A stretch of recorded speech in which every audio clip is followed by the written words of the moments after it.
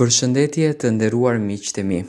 Ja ku po ritakohemi sërish me mua Tirona Lilin në kanalin Rrëfime Jete për të ndarë me ju një rrëfim të radhës.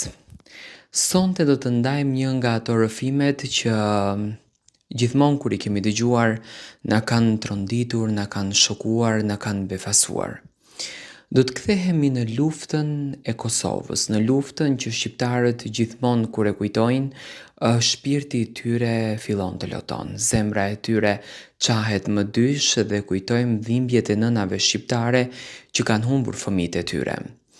Këtë historinë e ka shkruar një grua, një zonjë e cila ka mbajtur një familje në atë kohë refugjatësh, por nga kjo familje është bërë me një vajzë. Po si është bërë me këtë vajzën, do ta kuptojmë në rrëfimin që po tregon. Nuk e kam menduar kur thot se jeta ime do të merrte këtë drejtim. Nuk e kam menduar kur se do të bëhesha nën pa u lindur fare. Por lufta nuk pyet. Lufta nuk troket, lufta të rëmben gjithçka dhe të lë vetëm përgjegjësi që realisht nuk i ke kërkuar kurrë. Ishte viti i luftës në Kosovë. Dita kur qielli ishte gjithmonë gri dhe nata nuk kishte fund. Frika ishte bërë pjesë e frymëmarrjes son. Bombat binin diku afër, krismat dëgjoheshin si zemra që rihte fort nga paniku. Jetonin njerëzit atje me valixhet gati, me bukën e kursyer dhe me lutje në buzë. Unë them ajo erdhi një mbrëmje.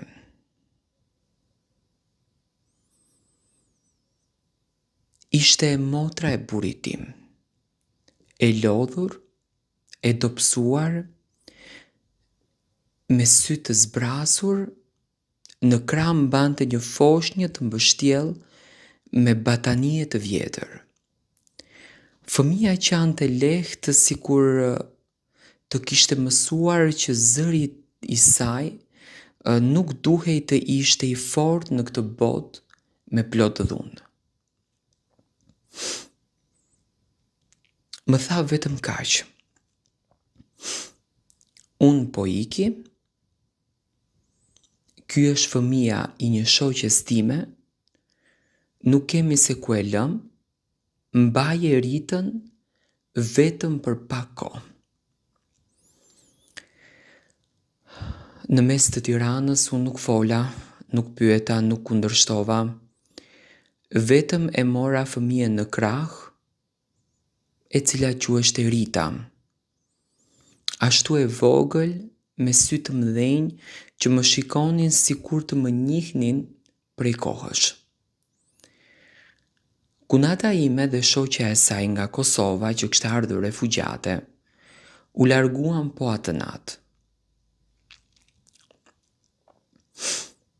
Kishte probleme me familjen. Nuk e dinte se ku e ka familjen. U larguan pa lot, pa përqafime, me shpresën që një ditë do të vinte pasi të mbaronte lufta të merrte Ritën. Ditët kaluan. U bën javë. Javët u bën muaj. Lufta vazhdonte, por ajo nuk u kthye. Nuk erdhi asnjë lajm, asnjë fjalë dhe asnjë shenjë jete.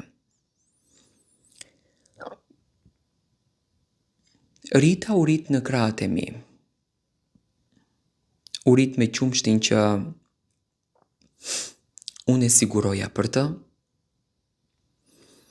me robat që ja bleja sikur të ishte fëmia im, me ninullat që unë i këndoja në errësirë, kur në Kosovë dëgjoheshin krisma dhe brenda zemra ime lutej që nëna e Ritës të mbijetonte edhe një natë tjetër. Kur Rita u smur për herë të parë kujtoi si sot e mbajta gjithë natën të zgjuar, i fshija ballin me ujë të ftohtë, i flisja sikur të ishte gjaku im, sepse në atë moment ajo ishte gjaku im. E thërisja zemra e nënës dhe ajo më thëriste nën. Fjala më e rëndë dhe më e bukur që kam dëgjuar ndonjëherë. Lufta në Kosovë shiqur mbaroi. Njerëzit u kthyen, familjet u ribashkuan, por ajo nuk u kthye kurrë. Askush nuk dinte asnjë gjë për të. Disa thoshin se kishte ikur jashtë shtetit, disa të tjerë se nuk kishte mbijetuar. E unë nuk dija se çfarë të besoja. Rita rritej çdo ditë. Hapat e parë i bëri në oborin tim. Fjalën e parë më tha mua. Ditën e parë të shkollës e shoqërova unë. Netët kur qante nga frika, në gjoksin tim futej. Kur binte lëdohej, unë i fshija gjunjët edhe i puthja plagët. E rita me të dy duart e mia, me sakrifica, me uri dhe me frikë, me dashuri të pafund. Por gjithmonë kishte një pyetje që më diqte brenda. A do të vi ndonjëherë ta marr të bien? Vitet kaluan, Rita u bë vajzë, filloi të kuptonte më shumë. Filloi të më pyeste pse nuk jam si të tjerët, ku është nëna ime.